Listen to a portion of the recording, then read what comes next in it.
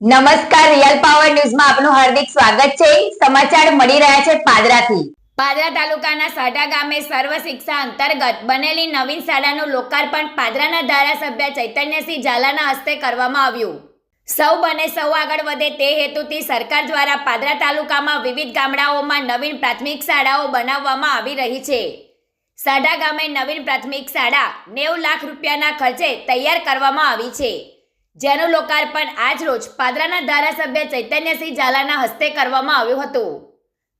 આ કાર્યક્રમમાં જિલ્લા પંચાયત સદસ્ય અર્જુનસિંહ પડિયાર, તાલુકા પંચાયતના સભ્ય ગિરવતસિંહ, ડબકા તાલુકા પંચાયતના સભ્ય પ્રદીપસિંહ જાદવ, ભાજપા સંગઠનના હોદ્દેદારો, કાર્યકર્તાઓ સહિત અખિલ ભારતીય પ્રાથમિક શૈક્ષણિક સંઘ વડોદરા જિલ્લાના અધ્યક્ષ મહેન્દ્રસિંહ મહિડા, મહામંત્રી બિપિન પટેલ, તાલુકા મંત્રી મહેશ પ્રજાપતિ સહિત ગ્રામજનો મોટી સંખ્યામાં ઉપસ્થિત રહ્યા હતા। કાર્યક્રમની શુભ શરૂઆત દીપ પ્રાગટ્ય દ્વારા કરવામાં આવી હતી। વિદ્યાર્થીઓ દ્વારા સ્વાગત ગીત, સાંસ્કૃતિક કાર્યક્રમ સહિતના કાર્યક્રમ યોજાયા હતા। આવેલા મહેમાનોને સ્ટેજ પર સ્થાન આપી પુષ્પગુચ્છ આપી શાલ ઓઢાડીને સન્માનિત કરવામાં આવ્યા હતા। ધારાસભ્યના હસ્તે રિબિન કાપી શાળાનું લોકાર્પણ કરવામાં આવ્યું હતું। મહત્વનું છે કે પાદરાના ધારાસભ્ય ચૈતન્યસિંહ ઝાલાના 2 વર્ષ દરમિયાન અનેક શાળાઓનું ખાતમુહૂર્ત કરી 10 જેટલી શાળાઓનું લોકાર્પણ કરવામાં આવ્યું।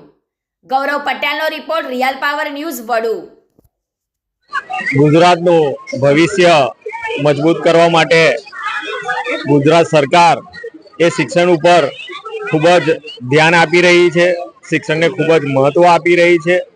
તે અંતર્ગત પાદરા તાલુકાની સાઢા શાળાને 80 લાખ રૂપિયાના ખર્ચે નવીન બનાવવાનું કાર્ય પૂર્ણ થયું છે। આજ રોજ તેનું લોકાર્પણ કરવામાં આવ્યું છે।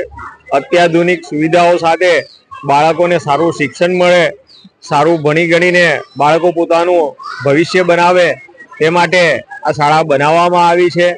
અને સાથે બીજા 30 લાખ રૂપિયા સરકાર તરફથી ફાળવવામાં આવે છે કે બાળકોની સુવિધા માટે પેવર બ્લોક થાય અને તેમની સુરક્ષા માટે કમ્પાઉન્ડ વોલ થાય, તે માટે પણ વધુ 30 લાખ રૂપિયા ફાળવવામાં આવ્યા છે અને આજ રોજ સાઢા શાળાનું લોકાર્પણ કરવામાં આવ્યું છે।